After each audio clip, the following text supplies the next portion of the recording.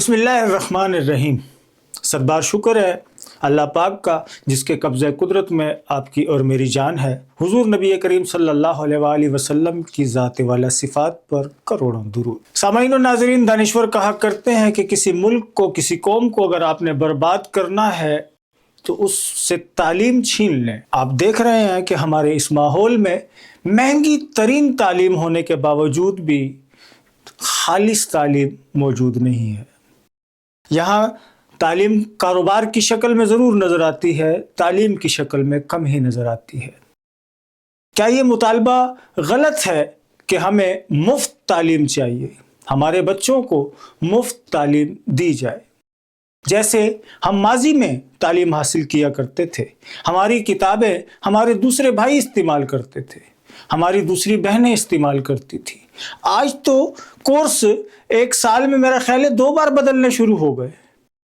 یہ جی فلاں کورس ہے، یہ جی فلاں کورس ہے، ایک سال میں بدلی ہو جاتا ہے۔ اور اس وقت نصاب جو ہے سالوں بدلی نہیں ہوتا تھا۔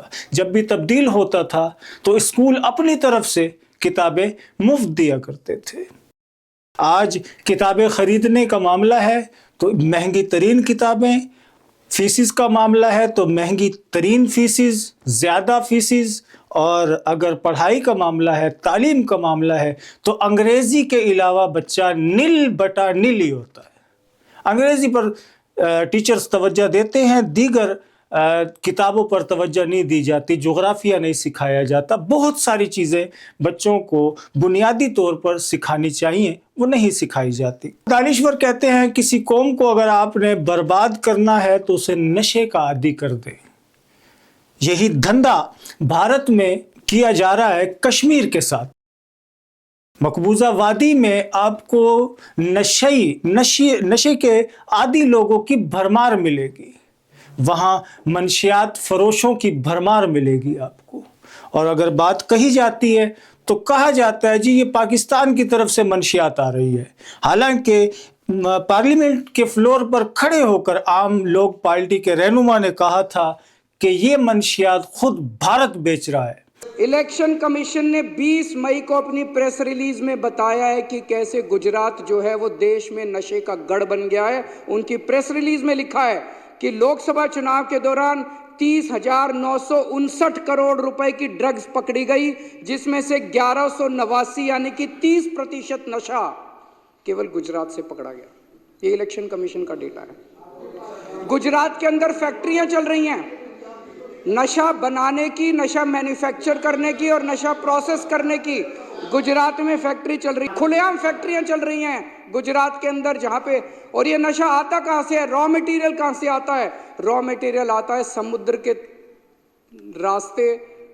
گجرات کا جو پورٹس ہیں، مندرا پورٹ خاص طر، اور ایک اخبار کی خبر کے مطابق پچھلے کچھ ورشوں میں 2.5 لاکھ کروڑ روپے کی ڈرگز جو ہے وہ گجرات کے اندر پکڑی گئی ہے، 2.5 لاکھ کروڑ روپے کی۔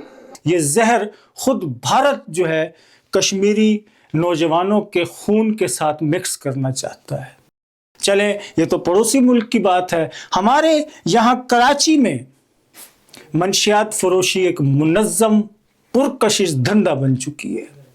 آپ حیران ہوں گے اس بات پر، ویسے معذرت کے ساتھ یہ کہنا چاہتا ہوں کہ اس میں تمام طبقات ملوث ہیں۔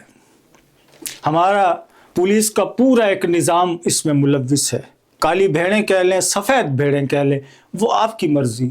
ہمارے وکلا برادری کے بہت سارے لوگ معذرت کے ساتھ ملوث ہیں، انہیں آپ کیا نام دیں گے یہ آپ کی مرضی۔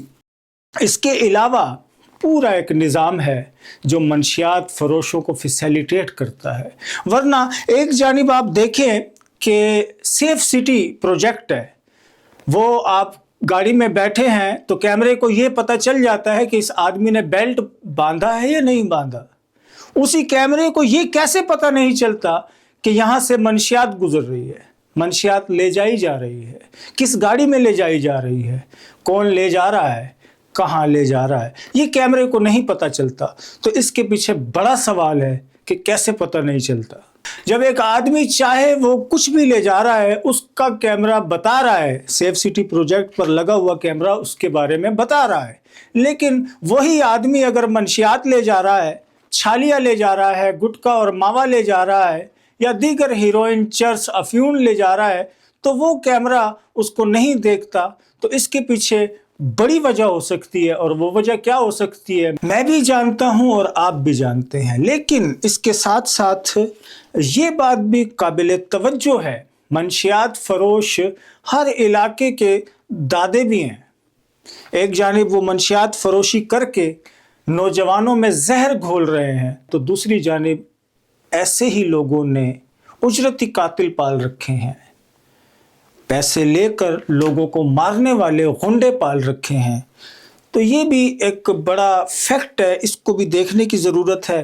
بات صرف اگر کیماڑی، کراچی، ان علاقوں کی کریں، جیسے بنارس ہے، پاک کالونی ہے، بہت سارے علاقوں کا نام لیا جا سکتا ہے، بھینس کالونی ہے، ملیر ہے، صرف اگر ان علاقوں کی ہی بات کریں تو بڑے پیمانے پر آپ کو منشیات فروشی کا یہ مکروہ دھندا ہوتا ہوا نظر آئے گا، اور کثیر تعداد لوگوں کی اس دھندے میں ملوث ملے گی۔ تھانہ کیا کرتا ہے؟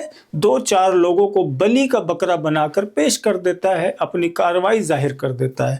ایسا بھی ہوتا ہے کہ اگر آپ نے منشیات فروشوں کو دیکھا ہو تو وہ خود نہیں پکڑے جاتے، کوئی ایک آدمی پکڑا جاتا ہے ان کا، اور اس کو وہ وہاں فیسیلیٹیٹ کر رہے ہوتے ہیں جیل کے اندر۔ بہت گھناؤنا قسم کا یہ کھیل ہے، اس کو کیسے روکا جائے گا؟ اداروں کو اس حوالے سے سر جوڑ کر بیٹھنے کی ضرورت ہے۔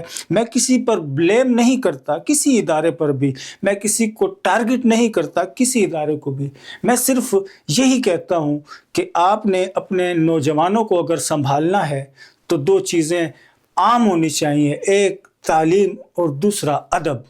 بہت شکریہ، دعاؤں میں یاد رکھیے گا۔ اللہ حافظ۔